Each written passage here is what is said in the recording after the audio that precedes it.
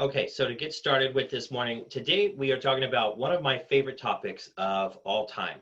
Last week, Miles, if you remember, we were talking about Dvorak, who's one of my favorite people.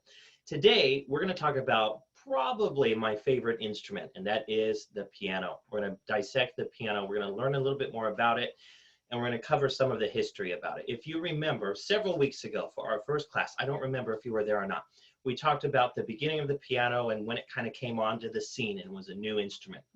We're going to cover a little bit of that. That's not really what I want to go over today. I want to cover the piano as it exists today. There's so much information about it. And at any given point, I want you to use in your participants panel the raise your hand function. Okay.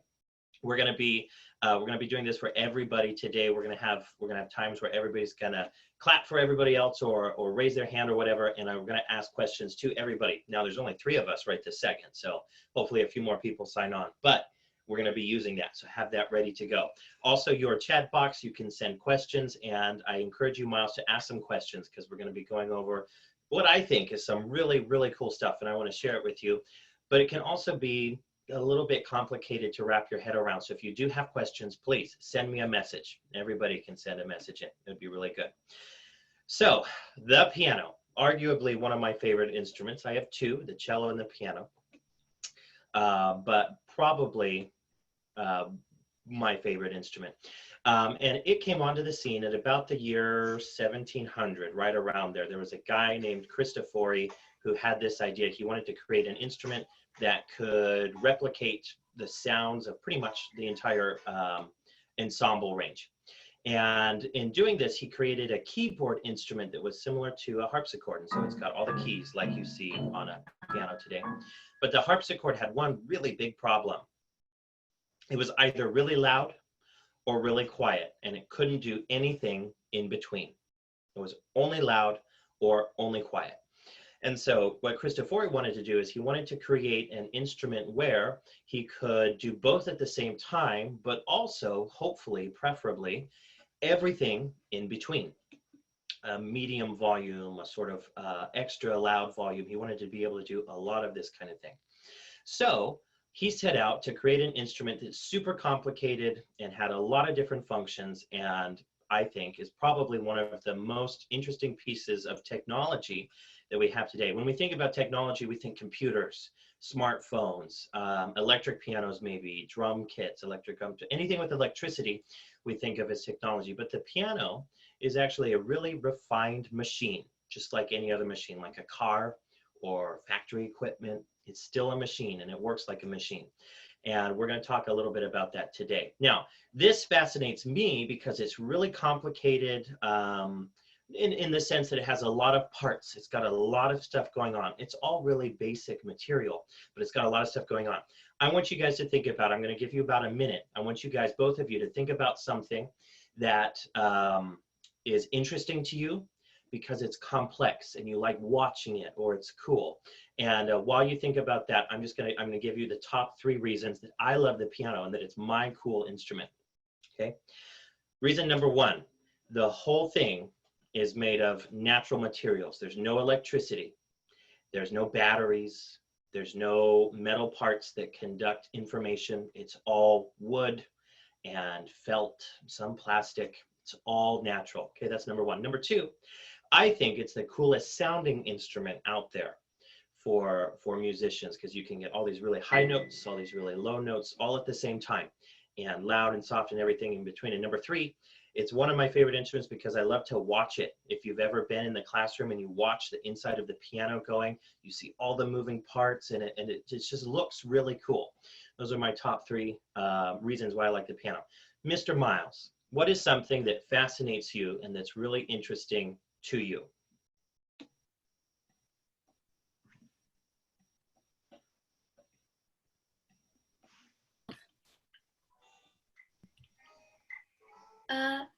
Video game. This is what I like about video games. Characters, and the colors, and the levels, and the music.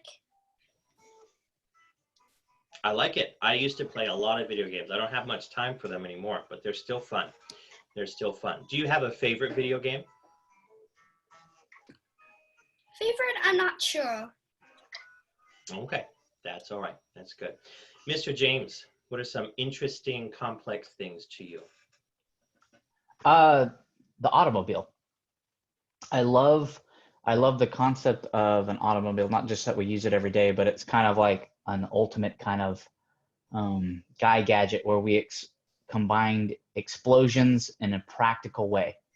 And I like that it created, not only did it revolutionize everything for the functionality of it, but when you tear apart an engine, it's hard to fathom that all the time there are small explosions going off in your car, and that's what's generating it to run for any gasoline engine, not electric cars. But yeah, the automobile is just by far to me like one of the coolest revolutionary inventions ever created, in a way that, like, when you strip it bareback, it's not just practical, but it's a super fun idea as well.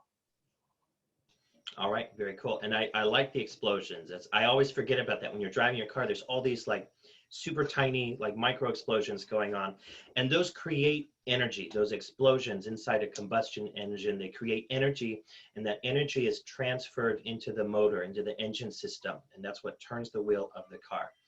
Believe it or not, the piano works the same way. You have to put energy in. Now, unfortunately, we don't have anything cool like explosions that we can use to like power the piano. Instead, we power the piano, our fingers, our muscles, energy that we put in from our hands into the piano is what powers the piano and creates movement in the piano, okay? So I want to show you guys a picture really quick, and it's the inside of a piano, and I really want you guys to open your minds up, be a little bit creative, ask questions about things. This is a little animation that some friends of mine that work at a piano manufacturing company put together a while ago, and they just put it out there for everybody to look at. We are going to talk about the inside or the engine of a piano, if you will. Let's take a look.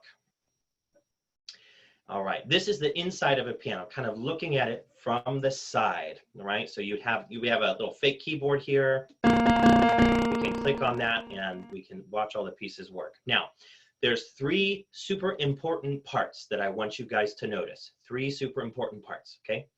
The first most important part is this round piece right here. Does everybody see the mouse where it's circling?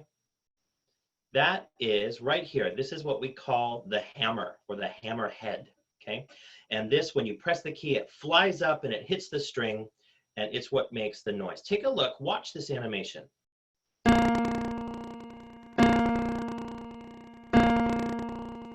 That hammer flies up and it hits the string at the top of the piano. A couple more times.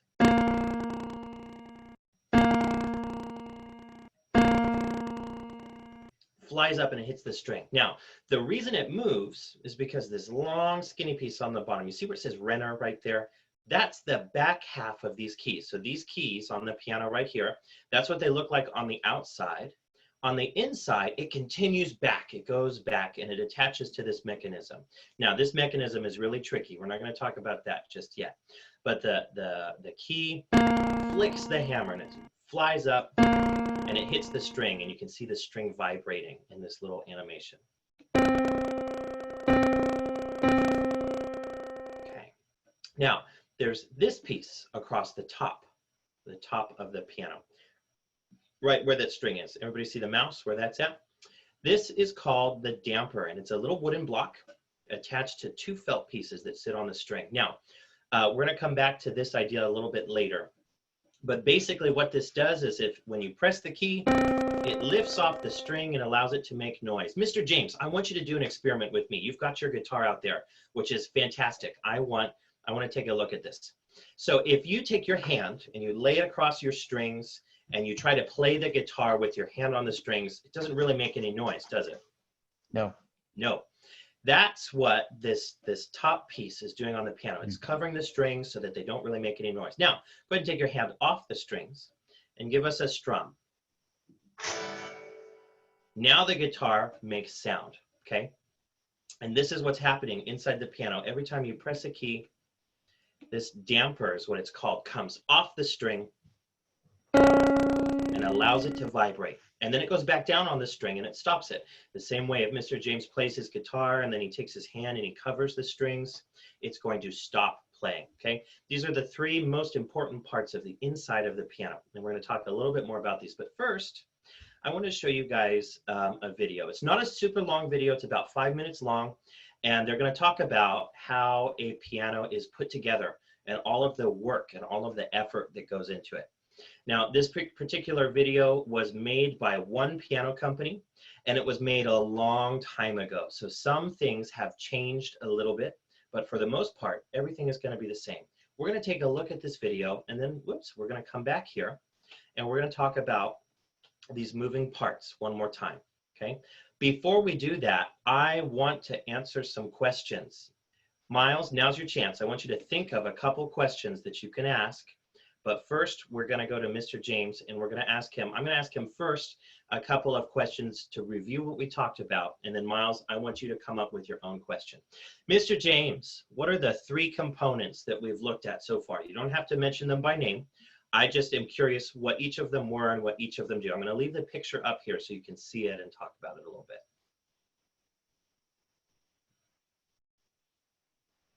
And you are currently muted, so we can't hear you. Unmute myself, sorry. There we go. The hammer, the damper, and the key. The key, that's right. The hammer, the damper, and the key. Those are the three important parts. What does the hammer do? The hammer whacks the string. That's right. It flies up, it whacks the string. I like it. Graceful, simple, easy definition. What does the key do for us? The key is what operates the hammer. That's right. It throws through a mechanism attached to the key, it throws the hammer into the motion. And finally, the damper. What does the damper do for us? The damper, when it is up, it allows sound to travel freely throughout the string, and when it is down, it is muting the sound on the string. Excellent. That is perfect. Mr. Miles, it is your turn. We've given you a moment to think. I want you to ask a question. When you play a piano key, I just have to ask, what is the third part? That's a good question. I mean, I already know what the third part is. What is it made out of? What is it made out of? I like this question. This is a great question. So the key of the piano is made out of basically wood. So this long skinny piece on the bottom, it's all wood. Now the top on the outside, the part that we press, is usually covered in plastic if it's a newer piano, or maybe ivory if it's a really old piano, but we're not allowed to use ivory anymore when we put pianos together. Can't use it. So we have to use plastic, and it feels just about the same. The hammer itself it's made of two different things, wood, and then we take some felt or wool that's been compressed, and you wrap it around the top of the hammer so that it's soft. If you have something really hard and it whacks the strings, it's actually going to make a really awful sound. It's not pleasant at all. So we take the hammer and you wrap it in wool and felt to make it soft. And then the damper, the top part is made out of wood. And then the part that touches the string is also felt. It's soft, it's squishy, and it stops the string from vibrating. So that's what these three different parts are made out of. Does that answer your question, Mr. Miles?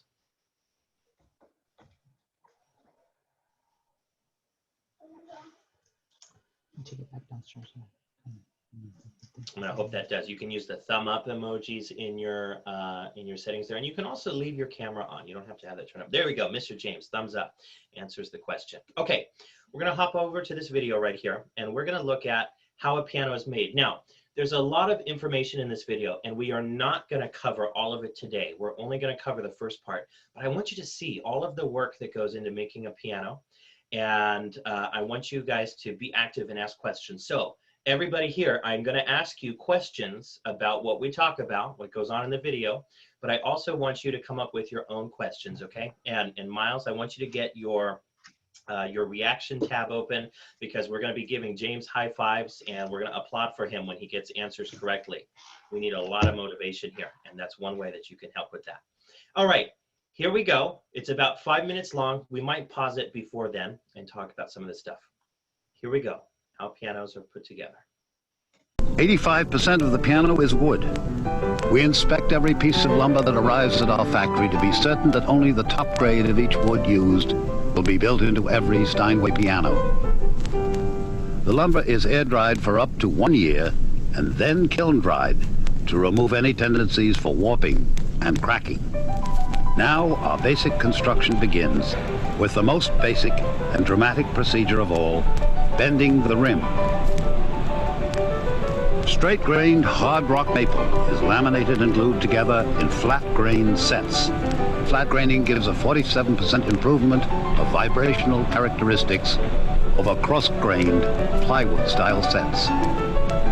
Steinway's unique system is to bend both an inner rim and an outer rim at the same time. This is the method that achieves ultimate strength and durability and the quality of sound distinctive to Steinway. The sets of maple, about 20 feet long, are carried to the press and clamped into position. The press, an invention of C.F. Theodore Steinway, was patented in 1880. They work around from the center outwards, tightening the clamps. What results is a homogeneous foundation of unified inner and outer rim, capable of standing the tremendous tensions of stringing.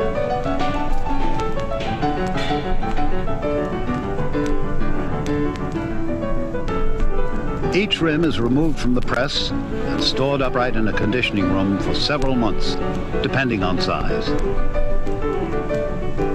A glued and doweled assembly of cable. All right, we're going to pause right there because that in itself was a lot of information.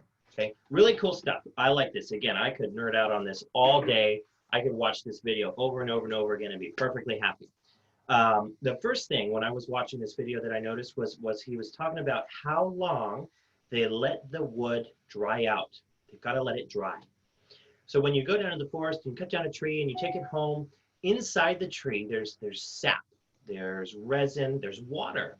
And before you can cut it up and use it for building houses, building pianos, you have to let it dry. And for pianos, what they do is they cut it into the slices that they can store, and it sits for 1 year, basically in like a giant barn or a shed. 1 year, that's a long time. So already it takes more than a year to make a piano. There's that. And then he said they kiln dry it, and that's a fancy word for taking the wood and putting it in a giant oven and making sure they cook all the rest of the moisture and the water out of it.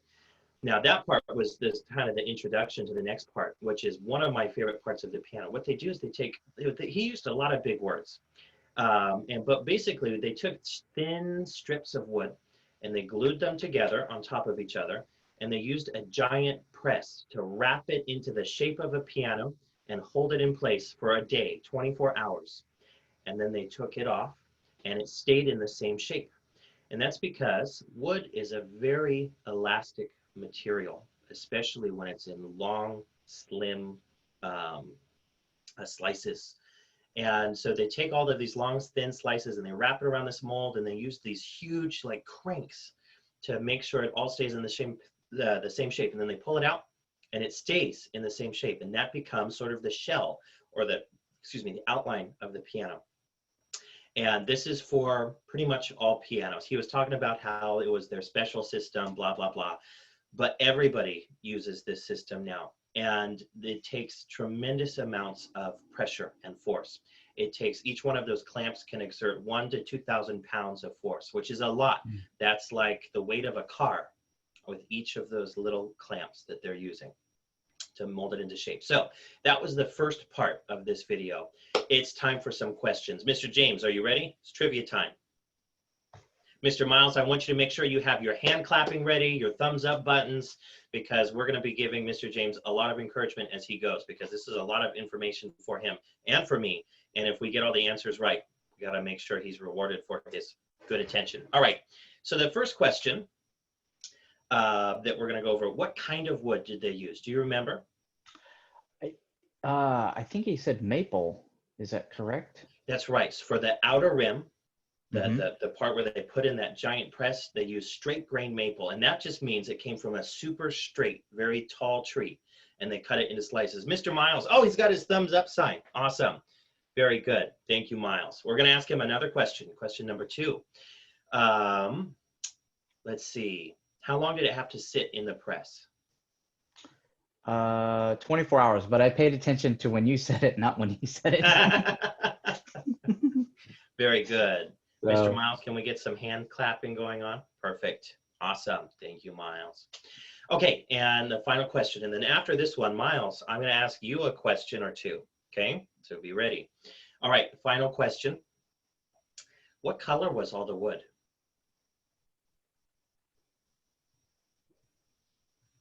the wood color. It was wood color. It was whitish, yellowish, because we're going to paint it later. It doesn't get painted and finished until the end of the process.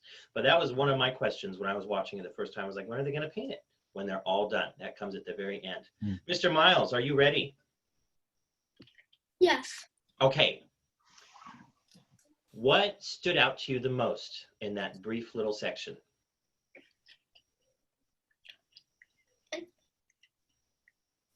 Of the video? Of the video, or the questions that we were just talking about. Well, I have to admit, when they make the wood for this side of the piano, I have to ask, how can they take a piece of wood, then laminate it and change its shapes without breaking it or gluing it back together?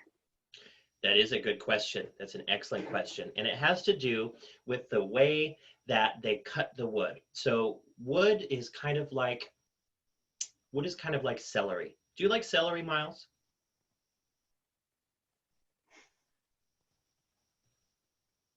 You can just, no, oh, thumbs down. No, not a fan of celery. Well, that's okay. I'm not a huge fan of celery either. But celery's got those long veins that run up and down the celery. And what they do is they carry water from the bottom of the celery plant to the top. And you can see all the grooves and all of that through the celery. In a piece of wood, we have the exact same thing, except for it's super tiny and they're hard to see. Now, when you take a piece of wood and you let it be long, the long ways like the celery, it actually bends really easy, very easily, especially when it's super thin. And it has to do with a very special part of the wood called cellulose. It's basically little glue and wood pieces that naturally exist in the wood, and you can bend it because of that. Now, if I took a short little piece of wood and tried to bend it, it wouldn't bend because it's not long enough. But if it's very long, it's easier to bend at the edges and even in the middle. But like anything, if you bend it too far, it will break eventually. But when you bend it gently in softer curves, it'll stay one piece. Even though you've got a bunch of them laminated, glued together, so it's very thick, you can still bend it if it's super long.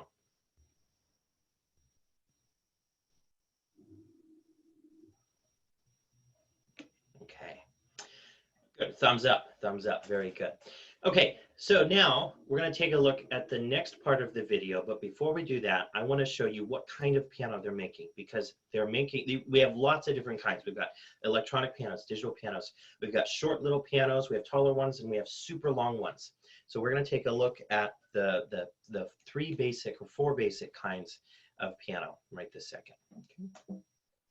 All right, so the smallest piano that's made is this guy right here, and it's called a spinet. It's very short and it's not very long. And it's kind of a funny little piano. It doesn't play super well because it's so small. And the way that they make these is as quick as possible. They put these kinds of pianos together in as little time as possible. And sometimes for these kind, they don't put all of the same materials and time and care into it. Mr. Miles, is this the same shape of piano that we were looking at in the video? Is this different? Different. This is very different. Okay, let's go on to the next one. This one looks similar, but it's a little bit taller. And because it's a little bit taller, it's a little bit bigger. Again, we do put a little bit more care into the time and materials that we put into it. But again, these are not the highest quality pianos, but these are very good pianos. And the reason why has to do with this right here, with the inside of the piano. When the piano is taller, we can put more equipment inside the piano and it will work better. When the piano is very short, We have to leave out some of that equipment, and it's not the same. When it's a little bit taller, we can put a lot more of that stuff in there, and it works better. Okay, is this the same shape? No. No, not the same shape. Still not the same shape.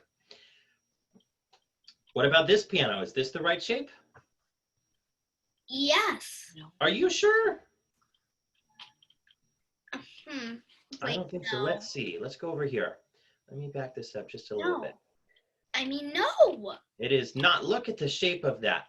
It is straight and long and kind of round.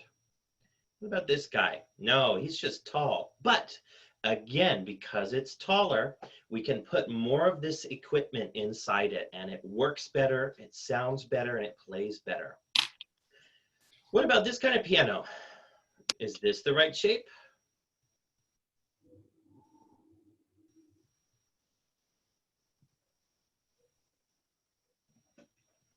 You might be having trouble with your microphone. But no. No, Mom accidentally just muted me. Oh, that's all right. That's fine. Still no, though. This is still not it, but it's even taller. Look at this one. This one is about 3.5 to maybe 4 feet tall. This piano is about 5 feet tall. It's almost as tall as I am. And because of that, same thing. We got more wood. It takes more time to build, and we can fit way more equipment onto the inside. Here is the last picture that I want to show you, and it's not the best picture because I forgot to get the one I wanted. But we have this piano right here. Is this the piano that's the same shape as the other one that they were making? Yes. Yes. It's long, it's straight, it's flat. This one doesn't stand up tall, does it? No, it does not. It lays down on its back. And because of that, it has so much room, and we can put all sorts of equipment inside it.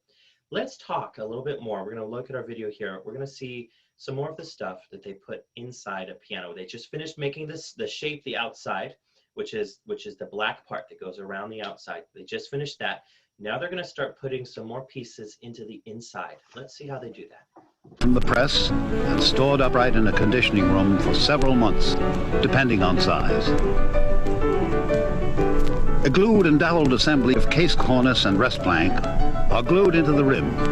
The rest plank is made of 7 layers of maple, laminated and glued so that the grains cross at 45-degree angles. This is our patented Hexagrip construction. It is still ours alone, and the gripping power that this Hexagrip construction provides gives every Steinway piano a tuning stability that is by far the strongest in the industry. The next important components are the soundboard and bridge. The soundboard is made of slow-grown Sitka spruce, a tall evergreen from the Northwest and Alaska. We use the highest criteria to select the finest grade available. It has wonderfully close grains, and the logs are quarter sawn so that the grain runs straight down the length of the board. Nothing else comes close to the acoustical qualities of this wood. To the native properties of the wood, we add an exclusive and distinctive feature, our famous diaphragmatic taper. It is fitted into the piano slightly crowned. This allows vibrations to travel freely along the grain to the center, moving more air, increasing the sound, and projecting it. The bridge glued to the top of the soundboard is made of vertical laminated maple, just like the grand rim. The bridge transmits vibrational energy from the strings to the soundboard.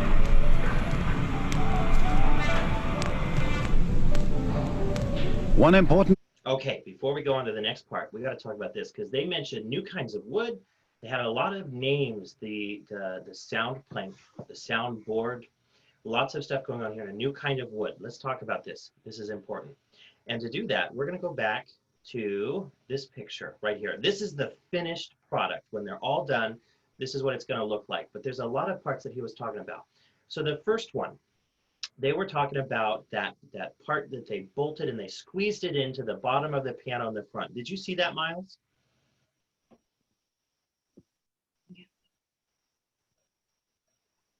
Yes. Okay, that part, you can't see it in this picture. Does everybody see the mouse? Yes. Okay, This part right here, where it's traveling along, you see all these little black pins? Yeah. That's what they were putting in. There's a piece of wood under those pins, and that's the first thing that they put in. And again, he said they used maple. It's a special kind of wood. Miles, can you think of any reason we would use a similar kind of wood all throughout? What do you think makes maple so special? Well, it's because it's sticky, like glue. It could be sticky. When it's brand new wood, it is actually quite sticky. But the reason we like to use maple when we're putting the parts of the piano together is because it's very strong. It's an incredibly strong wood. But it's also relatively soft, comparatively speaking. It is hard. It's a very hard, very dense, very strong wood, but it doesn't dry out and crack like a lot of woods do as fast because it stays softer on the outside. The inside is very strong, but the outside of it can be softer.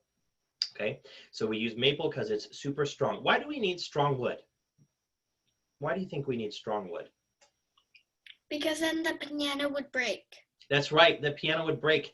Each of these pins, remember we were talking about when they clamp the shape of the piano together, each one of those clamps weighs the same as a car when they're clamping it down.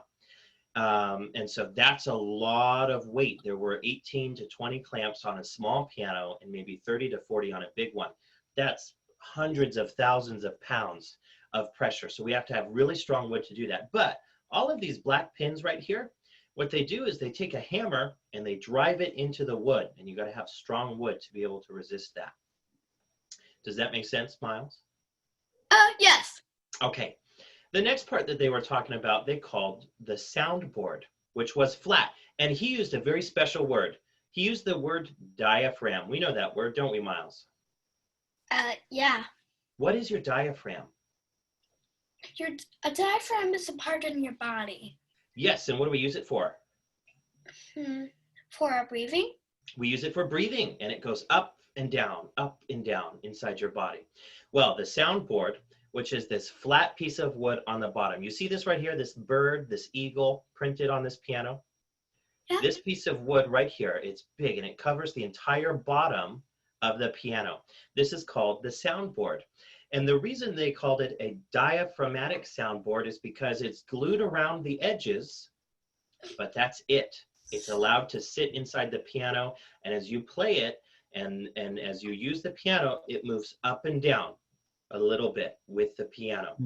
And it's got a carved out section in the middle. So it has this sort of dipped shape, or this crowned shape. It actually goes the other way. It's crowned, it goes up. And as you play the piano, it's allowed to ride up and down very gently. And that's what helps make the sound really clear, really clean, right?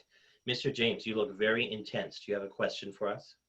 No, I think this is fascinating. This is really, really cool. Yeah, no, especially with the soundboard, I think that's really interesting how they put it together, what it looks like. Especially the front piece of wood. I'm just, you know, like whereas guitars, like a lot of our, like, especially our tuning mechanisms are very mechanical in regards. So it's like we're constantly tuning and retuning our instruments and stuff like that. Not that you don't tune, you know, piano, but like the fact that they're just driving pins down, how much more careful and how much more secure the item actually has to be on it. And then, you know, the interesting concept of actually the soundboard being likened to as a diaphragm, where like all other instruments that are wood, you know, definitely have the vibrative concepts for it, and that's what we need to create the sound. This is a unique strategy for developing an actual instrument. So it's really cool. Like, yeah, and I love this stuff. It's fascinating to me. I could talk about it all day. The soundboard in itself is something that takes, you know, years and years of research to figure out how to put together and how to really use it. And the fact that, you know, like you were talking about, we can do this and we put it in a piano in a unique sort of way in order to make the piano unique in its own way is fascinating, really fascinating. Okay, after the soundboard, they used a fancy word. They said the bridge. Okay, I'm going to zoom in on my picture here a little bit. So we've got the soundboard here. It's all of this long wood part, but then do we see this wood part here with the black parts on top that kind of runs through the soundboard? Yes. Okay.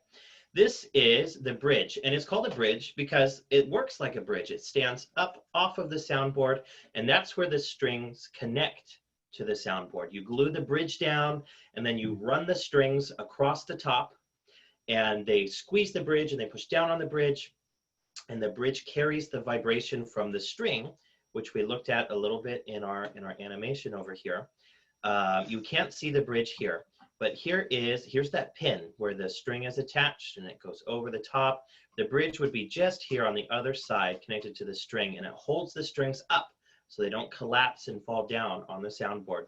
And that transfers the vibration from the string down into the soundboard, which we can't see in this animation, but you can see it here. The strings stretch over the top of that bridge, and the bridge is glued to the soundboard. That's how the strings carry the sound into the soundboard. Okay, and that's as far as we got in our video, and we might stop there today because I want to be able to have some time to talk about this and go back over it and review it with you guys if you have more questions. Mr. Miles, do you have any questions or thoughts, or have you noticed anything that you think is really cool up to this point? Well, I kind of like the fact that we changed using the things we used for keys. We did. We changed. Before, a long time ago, I'm going to pause this for just a second. A long time ago, we used ivory to put on the top of the keys because it was white. If you bleached it, it turned white, and it looked very nice on the piano, but there was a more important reason that we used ivory. Ivory is very porous, and that means it works like a sponge. It absorbs water, it absorbs oil and dirt, and it holds it in so that when you, like, for example, if you took a piece of ivory and you put a drop of water on it, it would absorb the water and it would be dry on the surface very quickly. So when you're a pianist and you're sitting at your piano and you're playing your piano for hours and hours and your hands get sweaty, the ivory of the keys would absorb your sweat a little bit so that they wouldn't get slippery or sticky, and it would be very easy to continue to play. That's very smart, but why did they stop doing that? The reason they stopped doing it is because the way that we collect ivory was not kind. Ivory comes from animals, and some people were going and taking the ivory off of animals in a mean sort of way. So they said, you can't do that anymore. Nobody's allowed to have any ivory anymore. And so we stopped using it for pianos, and instead we use plastic, and they take the plastic and they put it under a microscope next to a piece of old ivory, and they did their best to make them look exactly the same so that they would work the same as much as possible. And we got very close with that technology. Pianos today, you can't tell the difference between pianos from 100 years ago that used ivory. They're very similar, and in some ways they're a lot better, but especially in the sense that now we can be nice to animals and we can use something else for our keys. Okay. All right, we've got 10 minutes left, and do you have any other questions or thoughts, Mr. Miles? No. Okay, I want to look at about 30 seconds more of this video because it covers one of the biggest misconceptions of the piano of all time. Everybody knows what a harp is, right? We know what harps are?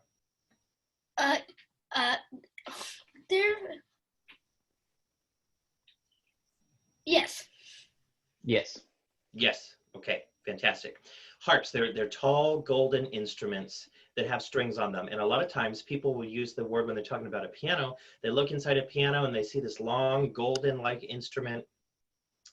Let me pull up that picture again for you one more time. In fact, we don't need to watch more of the video. We can just talk about it from this picture.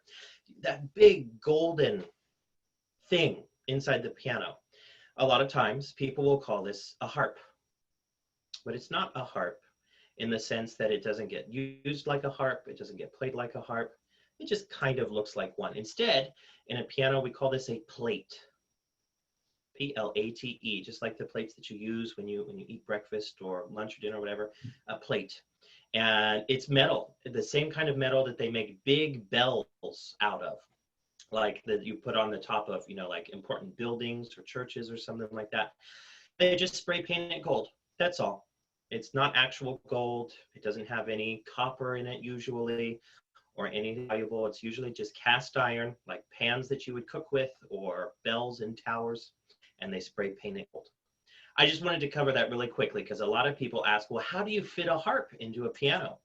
Well, you don't. Something entirely different, and it's just kind of been misconstrued as the harp. Now, there is so much more that we could talk about concerning the piano. It's constructed. We're only about, let's see, we're maybe halfway through our video, and it's not a long video, but there's so much to break and talk about, but I don't want to overload you with information. So next week, we're going to pick up in the same place, and we're going to continue. We're going to do a quick review of all the stuff that we looked at before, but then we're going to go on to the next part of the piano, which starts with the plate in the video, but talk about how they string it, how they prepare it, and then finally, they get to one of my favorite parts, which is the mechanical part of the piano, how the action, it's called the action works, and all of that. That's for next week. We're going to save that because I don't want to rush through that and leave anybody behind. Miles, can you sum up in a few short word sentences what your favorite fun fact or new information about the piano is? Oh, my favorite fact about the piano is how they used to use ivory, but they stopped using it.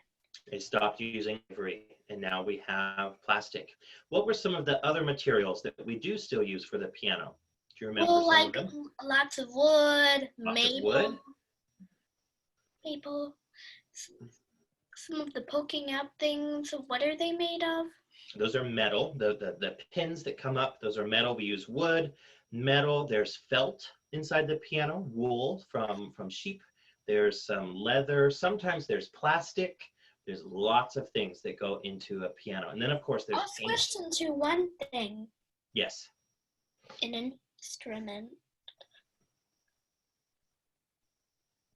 What one thing is that?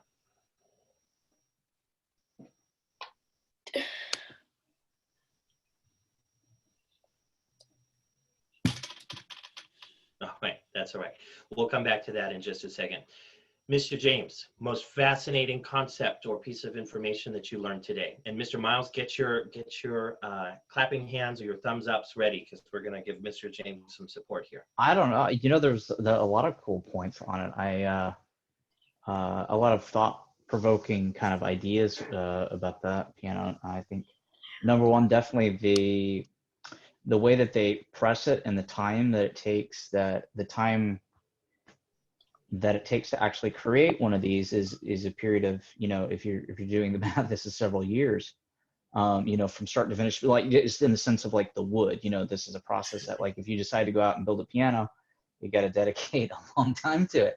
You know, from the wood drying from a year to the pressing, and even though the press is done in 24 hours, they're still storing it for, you know, months and months before they'll pull it back out, which is a really cool fact about how they, most instruments today, when you say laminated, they're kind of invincible because it doesn't matter what happens to them. The wood is not going to be responsive. It is what it is. Whereas like what this process is a very responsive process to the uniqueness of the wood that they're using. And I thought that was a really cool insight. And then also that travels over into the same concept with how they're applying for the soundboard being a diaphragm and a little bit more of a unique process of it. And whereas every other instrument is braced completely across, the piano is free floating in the diaphragm, which is really neat. So I think that those are really two cool facts that I learned today, and really fascinating concepts. Very good. And as far as the bracing on the soundboard goes, and we'll talk a little bit about next week, we've developed, and I say we, I mean the people who make pianos, people who like pianos, people who learn about pianos. There's a way that we have found to brace the soundboard in a similar way that you would to a guitar or like a cello or something, but instead of bracing around the outside and then through the middle, we found a way to do it that is bracing the soundboard to itself and not to something else, so that it can still be supported and well structured, but still free to vibrate and move up and down and be diaphragmatic in that way. Now, I know that's a lot of stuff, and if you guys don't remember all of that material, that's okay. There'll be a YouTube video you can go back and review and look at it some more. But I hope that after today you have some appreciation of the piano and how much work goes in to make one. Like Mr. James was saying just a minute ago, Miles, it takes a year and a half before you get the outside part of it done. The wood's got to dry for a year. Then it goes in an oven for a while. Then it's molded into shape, laminated and molded into shape. And then it sits for 3 to 4, maybe 6 months. It depends, because they got to go in and they test the wood. And if it's dry enough, they can use it. Sometimes it takes longer. And so it can be up to a year and a half before you get the basic shape of the piano built. And then there's more and more and more that goes into it. And we'll be covering all of that.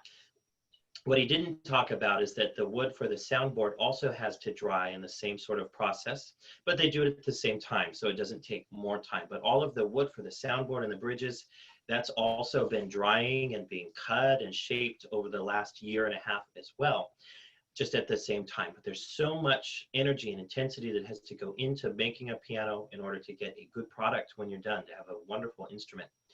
And it's one of the things that fascinates me.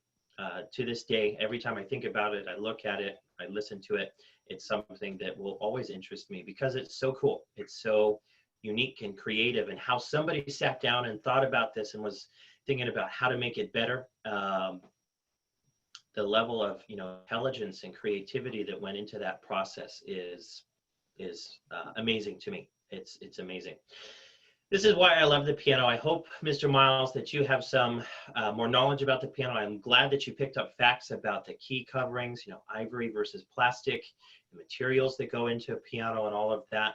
I want you to, if you can, tune in next week. We're going to talk some more about the piano, how it's put together, how it works.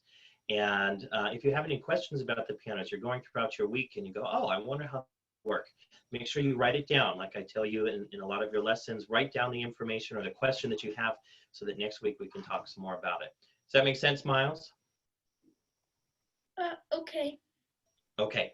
I love your questions. They were very helpful. They helped keep everything on track, and they filled in some details like what the piano's made out of, resources we use, things like that. They were extremely helpful. Thank you so much for your input, Miles. Thank you. You're welcome. Also send you a like and a clap. All right. Look at that. We got likes and claps. I love it. Thank you, Miles.